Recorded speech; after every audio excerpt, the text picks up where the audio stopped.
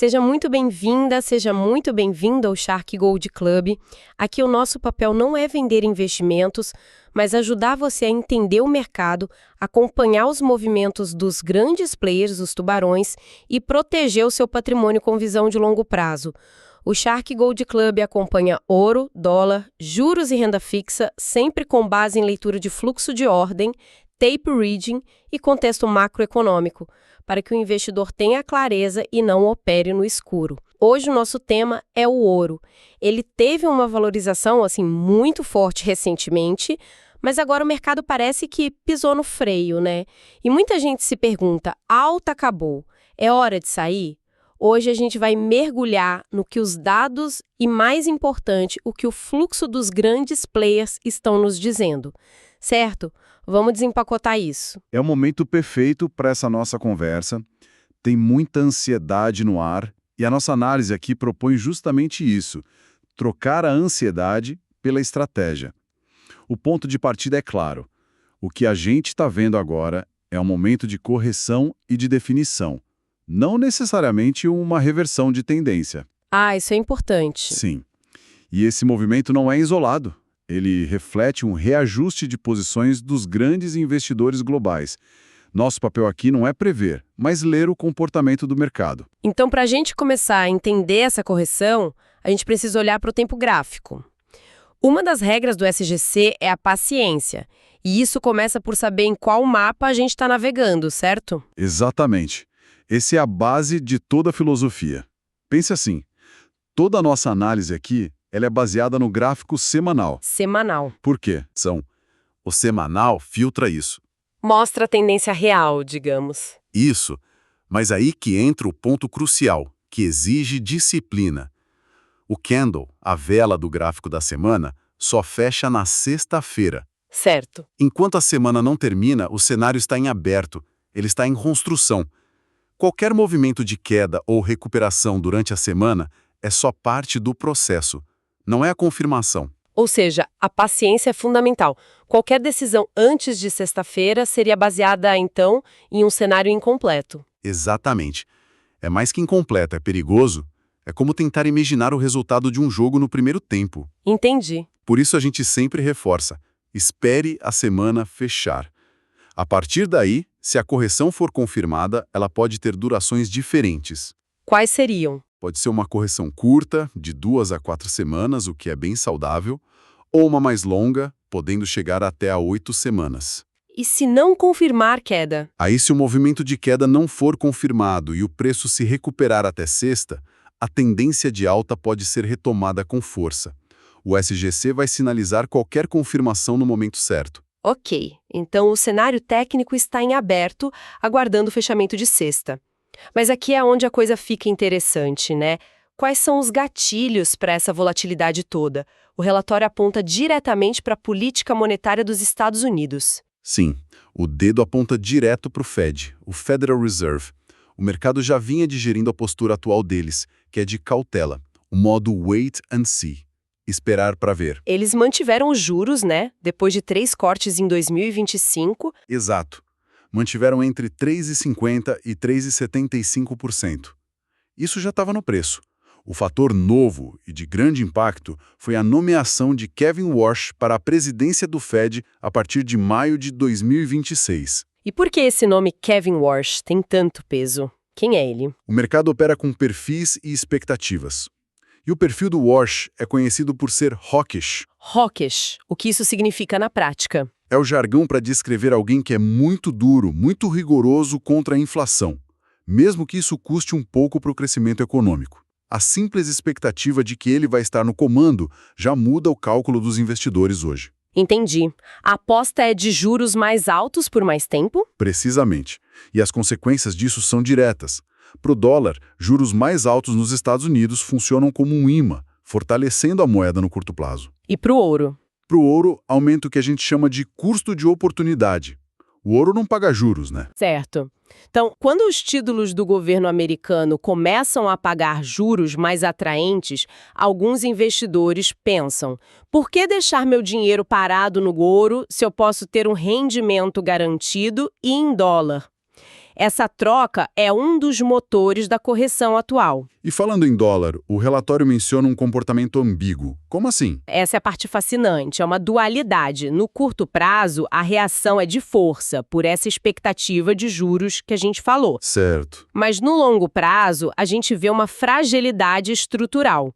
E aí entram outros fatores, o endividamento elevadíssimo dos Estados Unidos, a politização do Fed, perda de confiança fiscal. Então, um dólar forte agora, mas fraco no futuro. Exatamente. E aqui está a conexão chave. O que é fascinante é que um dólar estruturalmente fraco no longo prazo é um dos maiores combustíveis para o ouro, mesmo que agora a gente esteja vendo essa correção de curto prazo. Geopolítica e a demanda dos bancos centrais. Esses continuam firmes. A geopolítica, com tensões comerciais e disputas, sempre mantém o ouro como ativo de proteção. Sinais de desescalada diminuem o prêmio de medo imediato. Geram volatilidade, mas não um colapso. E os bancos centrais? O relatório diz que eles são o pilar estrutural. É o alicerce de concreto. Eles são compradores de longo prazo. Os dados são impressionantes. Compraram 863 toneladas só em 2025. Nossa! A China é uma compradora consistente. O Brasil também ampliou reservas.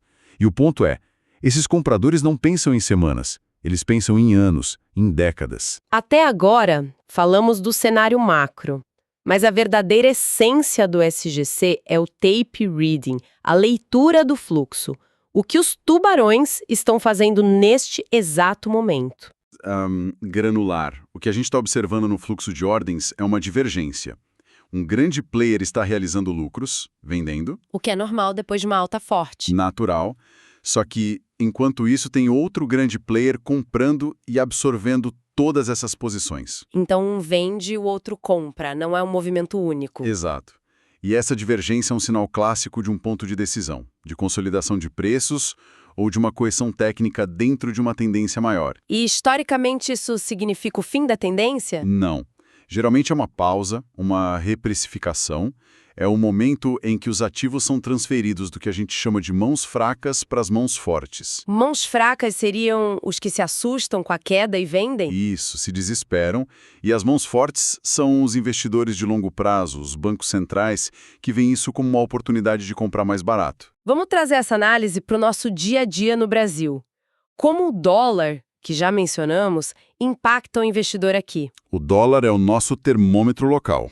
A dinâmica é simples. Dólar caindo, real se valoriza. Dólar subindo, a pressão inflacionária aumenta. Certo. No momento atual, o dólar também mostra sinais de correção, o que alivia a inflação no Brasil e dá espaço para o nosso Banco Central trabalhar. A gente acompanha o dólar não para operar, mas para entender o ambiente em que a gente está investindo. E com essa volatilidade, muitos correm para a renda fixa, mas o SGLC tem uma visão bem clara de que ela não substitui o ouro, certo? Certo.